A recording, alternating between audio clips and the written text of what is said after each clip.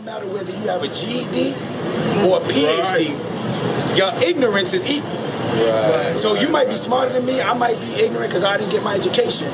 But if I ask you a question about your heritage, if I ask you a question about this, the PhD dude don't know, and the GED dude don't know. So we got to keep it that way because he said, y'all are the flour and the egg of the cake. So without y'all, the cake won't rise. Check that out. Check that out. 11. Damn, brother, 11, right? He's giving us some leaven of the Jews, the Jewish people on Passover, giving us some leaven, man. You know what? Like Dame Dad said, one time a Jewish man told him, listen, we look at you so-called black people as liquid money. You're like liquid, all right? If you pour liquid, you pour water into your hand, no matter how much you try to keep it in, it's going to leak out. You so-called Negroes are like that. No matter how much you try to do, your money is going to go out of your community. You're never going to keep your money in your community. So we look at y'all as liquid wealth. Right. No matter what y'all do, y'all money never stays among y'all. Y'all don't spend amongst each other. So it's like you pouring water into your hand and trying to hold that water into the hand. No matter what y'all do, y'all money's gonna go out of y'all community. But he also, you know what I'm saying? Like the grip, like the strength. The strength of our power is to make sure that your men can't provide, right? So basically, it's like this: if you go through life, and every time you get a job, every time somebody look out for you, every time somebody, it's like you never experience your own helping you. You never really get to experience your own giving you a job. So that's why we don't trust, because I can go from 10 years old to 40 years old, and then a black dude ain't never given me a job, ain't never done anything. So it's like, I look at you like, yo, what you could do for me? Nothing. Right. So when I see another Jewish guy, he never done anything for you, but you remember, like me, like the Jewish guy who gave me the job at the hangar spot. Right. So even though I was in the back with boxes, he didn't really do nothing for me. Right. But that little bit he did is more than I can even say that my father did for me. Right. So it's like, how can I connect with grown men? How can I connect with my people if everywhere I look around ain't nobody? That's why I say, oh, brothers ain't never, I've heard that before. Yo, brothers ain't never done nothing for me. All they did was rob me, stick me up, this and that. So it's like, it creates this distrust. So you'll always lean to that. It's like, that's why we always lean towards them, because at the end of the day, they're our professors. And so they feel like, oh, my education came from that. How you gonna tell me when I ain't never got nothing from my people? So why should I ever want anything from my people? Or why should I ever believe? He said that's why we never get a second guess. Like, you may look at a bummy Asian, but you may think either he's a bummy Asian or he's graduating MIT.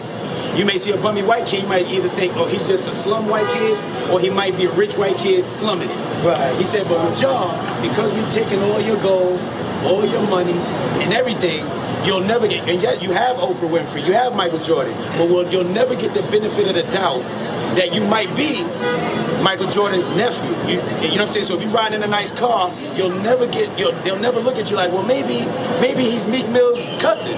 Right. You know what I'm saying? But even though we know there's some money floating around, but you'll never get the benefit of doubt because we've stolen really your real wealth. Mm-hmm. So we'll always just label you, oh, you must be hustling, you must be scamming, or you must be doing something like that. Right. So that even we look at each other like that, like we see you moving a little bit, we'll never say, maybe he's, maybe he's, you know what I'm saying, with Tracy McGrady's. Right. You know what I'm saying? Like, we'll never. Maybe he just worked hard. Maybe he just worked hard. You know what I'm saying? Maybe he's been on the job for 20 years and saved up. Yeah, we'll never get that benefit of the doubt, man. Yeah. Give me Ezekiel 35:5. And the scriptures say that you will never get that benefit of the doubt. Well, brother, I gotta make more. All right, Pete, let me give you some literature before you go. Somebody say something. Yeah, I wanted to say something. You had a lot of good points, man, and that's one of the reasons why the Most High gonna destroy this place, right? Because the white man has completely destroyed us and gets paid off this. And I want to read this for me real quick. Revelation 18 and 19. You made a good point how they robbed us, right? And this is why the Lord is going to destroy this place. Revelation 18:19. Come. And they cast dust on their heads and cried, weeping and wailing, saying, alas, alas, that great city. You need information? Alas, alas, that great city wherein were made rich all that had ships in the sea by reason of her coastlines. Costliness. Salakia. For in 1 hour is she made desolate. So in 1 hour, this place is going to be destroyed because all the other nations made money off of us. That's right. That's right. You understand? That's what it's talking about. That's why this place got to go. Right. We have been completely destroyed. We let all the other nations abuse us. Right. So that's why ultimately God's going to destroy this place. That's right. You know what I'm saying? That's right. Like we said, we don't like the brother said, we don't have our own businesses. We got to go to the Dunkin' Donuts with the red dot dude on his head. You got to go to 7-Eleven, you know what I'm saying, with to Muhammad and get a pork sandwich. Where's our stuff? Right. So everybody eats off of us. One more thing before I go, one thing I find interesting, like it's kind of like it's a two-part thing. Like I've noticed, like a black man or whatever, the one thing he'll never ever have to worry about from his woman is getting into an argument about any black issues. Meaning, like Black History Month, the most two important days, or the one most out of all the days, when you wake up in the morning, Valentine's Day is the most important day to a black woman during Black History Month. It's the Italian day. Right. So if you forget the 14th, she'll start to feel like you don't love her. Her relationship needs to be reevaluated. But you'll never wake up and say, you know, and be mad. Like, babe, what's wrong with you? Oh, you didn't say Happy Harry Tubman Day. Well, you didn't say this is black. and a black man never, and this is what I've noticed is a black man in America is the only man that if he, out of all these different nations, if he marries a white girl, and I'm not promoting that, but I'm saying if he marries a white girl, nothing changes. She inherits her father's last name. A little space, that's all. It's a little space. You good. Like if a black man marries a white woman, she inherits her father's last name. She inherits her holidays. Where if she marries like an East Indian, you know, Punjab, maybe an Arab, we got to do Ramadan this year, Christmas next year. We got to switch it up. But if she marries a black man, she inherits her last name. She inherits her holidays. She inherits her twisted religion. Nothing changes for her. She can stay a white woman. She can stay within her culture. She can stay in everything she was raised upon. Nothing changes, right? And I noticed that black people, the only thing they seem to care about, in a sense, is like I wish we had the same pride we have with if you fuck up the mac and cheese. Like, you know what I'm saying? Like a black person, like it's like the mac and cheese, like the recipe. Like if you come with jalapenos, it's a problem. But if I be for my family like this. I say it's interesting how I'll bring up the Indians and their struggle. For some reason, it doesn't weigh on you. You don't care. Even though you know what I'm saying. But if you mess up that mac and cheese, all hell breaks loose. And I said to myself, like, why are we're so simple-minded to where like somebody say, yo, why you killing me with all that? But if my aunt, that extra plate she bagged up and put to the side, she won't check nobody for anything like I would call righteous or you know, right. But if her plate is missing, she's stopping everybody at the door. Everybody, right. Yo, who got my plate? Who got my plate? But if I say, well, let's honor the Indians, let's just at least when we pray, let's just throw something out there. Just one or two things just to, you know, all these fallen people, and they just don't have enough energy to care about. And the number one day for the black man during Black History Month is All-Star Weekend. Right. It's Super Bowl All-Star Weekend, and you know, it's, you know, and I don't really, I'm kind of confused. What is it? Yo. You know, I gotta go. I don't want to. No. You good. Come on, man. Don't do that, brother. Yeah, so you got a good vibe here. You just coming with spirits, man. Go ahead. Yeah, so that's all. I just was saying that, you know, as people, you know, maybe we should just, you know, on our days, you know, we should just give more energy to, I guess, who we are, what we can be, and like stop like just being so quick to just like, I guess maybe just let go of this fear. You know, this fear, because if you gotta worry about your hair, can you lose your job? Like if you gotta worry about your hair and you can lose your job, it's like you have to see that. It's like something Malcolm X said. Malcolm X said, you know, Malcolm X said, in order for us to get anywhere, we might have to fight a revolution. And Negroes are scared to bleed. Right. So what's necessary to be done to make things better? You don't have the heart to do it. If you don't say the hell with it, I'm gonna wear my hair the way I want to wear my hair. Right. You don't have the heart to do it. You're gonna keep compromising. They ain't gonna never say, well, listen. Only way we can hire them is if we let them wear their hair the way they want it. Because, right, go on, Bridget. Go on, like in Philly, what I have and just to go back on something you said, like, brothers, you will never hear brothers get mad and say, well, yo, we didn't go to the National Black History Month Museum. But he'll get mad if we didn't go to All-Star Weekend. Right. You know what I'm saying? In February, like just to go on, she would get mad if you didn't say Happy Valentine's Day, but she's not gonna get mad if you didn't say Happy Harriet Tubman Day.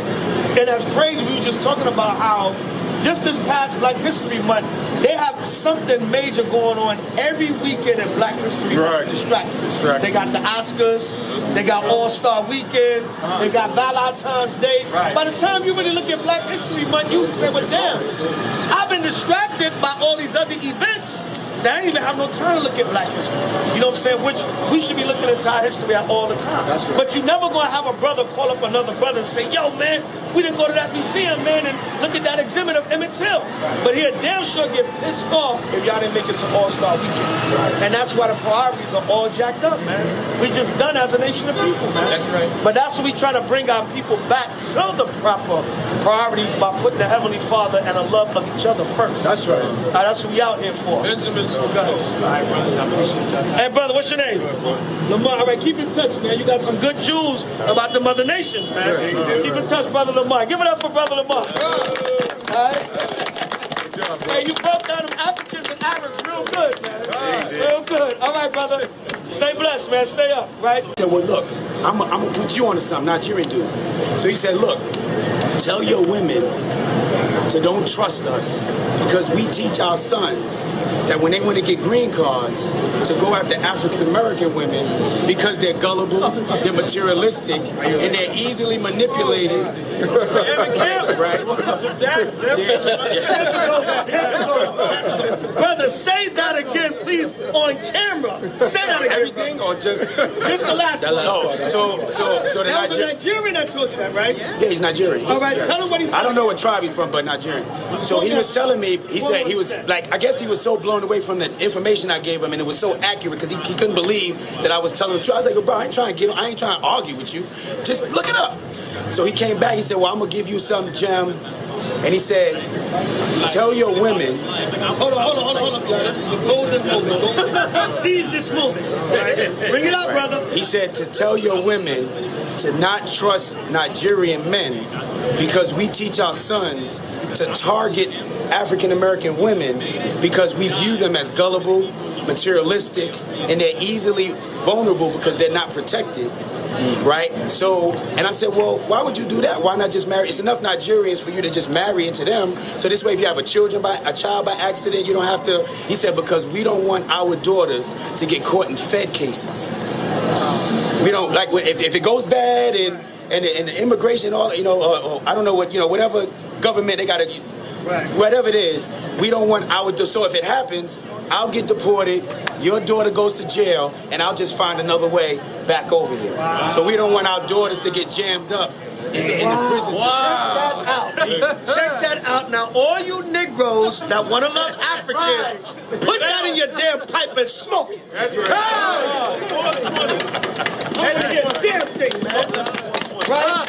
Check that out, bro. That brother dropped a jewel on us out here tonight. Right, read that again, man. Exodus 11 and 7, man. Read that again. Damn, man, that's how deep the rabbit hole goes. And verse 7. Right, go ahead. But against any of the children of Israel. Give me in the Apocrypha, there's an exquisite subtlety.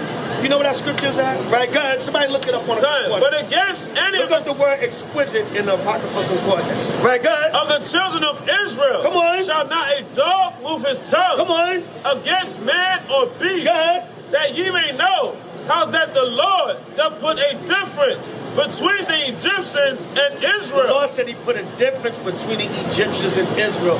Yes, they will come amongst us and act like they cool. That's why he told you not to trust them. Because they'll butter up to the African American women and act like they cool and get up in there and use them. I ain't even know it went that deep.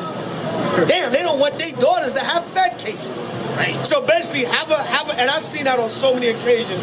I see this African men come to this country, use these black women, have babies by them, get situated, and allow them break out on them and the babies. Bring it out. And him is so stupid. The child is your seed, dummy. But because it's by African American woman, they'll break out on the children sometimes. Right. Or sometimes they'll take the children and leave the black American woman. Right. A Hamite that understand, wait, those are still my seeds. They'll take the children and dip on that black American woman. Once they get citizenship, and especially if they move they African woman over here, they're gonna take their seeds and dip on that damn black American woman. Even like Arabs, like what happens is I walked into a deli in the neighborhood, and the Arab dude was like, you know, what up, Ak? And I was like, you know, I was just in a mood, and I know what it means. I got friends. I was like, yo, I'm not your brother. Right. So he was like, why you acting like that? You said we brother. I said, well, if I'm your brother, let me date your daughter. Right. And he smirked. And I said, see, that's why I said, all of us are not stupid. Right. So I told him, so I asked him, I said, you know, why don't you, like, even though you're in the community, why you don't hire African Americans, so-called African Americans? So he says, because in all honesty, we feel that y'all can't think for yourselves. Because he said that, like, basically it's like this. You come to me talking that I need severance, he said that's why we deal with the drug dealers, because the drug dealers know how to come to us direct as you know, they don't try to apply like what the laws that he said that the European took from you. We, you know, he's saying like we did. I said, yeah, you did take it from us a little bit. Let's stop acting like that. But he was just trying to say like we don't know how to think for ourselves, and they look at us like if they came to us. Like he said that y'all would be the prime people that we would invest in to bring America down, because we look at y'all like y'all are everywhere. Y'all in every city, every town. So if we would empower y'all, but y'all gonna tell on us. That y'all are so, you know, so whatever. And I said, you know what? Thank you for that. But I said, but you know what? Because you're like that, I said, you know, you ain't Muslim. You a liar. He says, how you figure that? I said, no, you practice Arabism. And you use the Quran as a book of reference. Because you don't deal with the Nation of Islam. You don't deal with Yugoslavian Islam. You know, you don't deal with East Indian Muslims. Y'all only deal with each other. You know what I mean? But I thought that was interesting. He said that we look at y'all like y'all are so connected to the European that y'all are snitch on us. Y'all are so afraid of your freedom, of your own liberation, that we think y'all gonna tell them. Who knows if it's true or not, but that's what they believe. So because I said, why are you so comfortable? You don't trust me to put Snapples and toilet paper on the shelf, but you trust one of us in Philly or somewhere to bring back the money of a Kia heroin or something? Why would you trust us with Kia heroin, but you don't trust us with Frosted Flakes and all, and you know, just to put in the shelf that it says Frosted Flakes right there? You know, it's like, so he said, yeah, because y'all can't think for yourselves. Y'all are just too dependent, and y'all don't want to, y'all just afraid. That's why we deal with the Mexicans, because they know how to, they still trying to be American, but they know how to be themselves and work with you, make the money, invest, do what they got to do. Right. And then, you know, but I said, damn, that's what Jake is done. Damn. Wow. Dropping some jewels on these heathens, man. But I'm going to introduce something. Y'all think these nations don't know. These nations, when you really go into it with them, like one time, same thing, I was in an Arab store. It was like 11:30 at night. And he was flirting with a black woman, right? Young black sister, maybe about 20, 21 years old. And I was like, yo, flirt with your own Arab woman, man. You know what I'm saying? I said, yo, sis, don't let him flirt with you like that. She looked at me like, mind your business, nigga. Right. You know what I'm saying? And I said, yo, what if I flirt with your Arab woman like that? He said, listen, my Arab woman is not outside this time of night for you to flirt with her like that. Right. Now, I know that, but he just came right out and said that. And he laughed. He said that. He said it. He had a serious face at first, but then he laughed. He's like, no, they get that smirk going. My woman not outside right now. I said, see that, man? See that? That's how they think about a woman. But he's saying, listen, your woman is out almost 12 o'clock at night, walking to the store by herself. She's unprotected. I can do that with her. And guess what? I just sold her brother a vanilla Dutch early at 10 o'clock so he can smoke and get high and go shoot another nigga. So her brother ain't there to protect her. Ain't no man around. Wherever the hell he's at. So these nations know. They know the curses that's on us. There is a psychological thing, and a lot of times, I want y'all to see the science behind that. You ask them type of questions, and they'll give you a deep answer. You might think, oh, because you niggas are stupid or whatever, but they'll give you a deep answer like, yo, we study y'all. We know y'all weaknesses and everything. And guess what? The government gives them our weaknesses when they come over here. They sit them down and tell them that, and they use them and power them over us and destroy us. We can't see it for nothing. Unbelievable. Unbelievable, but yet believable. But yet very believable. Unbelievable, but yet believable. The nations all around are against us. All right? Give me that. I got to get the classic. Give me Leviticus 26:17. Got to get the classic. Get out of my store. Yeah, get out of my store. And them goddamn chinks. Let's not even get on them damn chinks. All right, they beat your ass. They beat your ass in a nail salon, and then the coon Benjamite woman goes and gives the nail salon $3,000 to help them with the money that they lost. That salon in Brooklyn, that salon in Brooklyn last year where they beat the elder sister up, and remember they had to shut down for a while, and about 6 months, which the other salon was helping them out.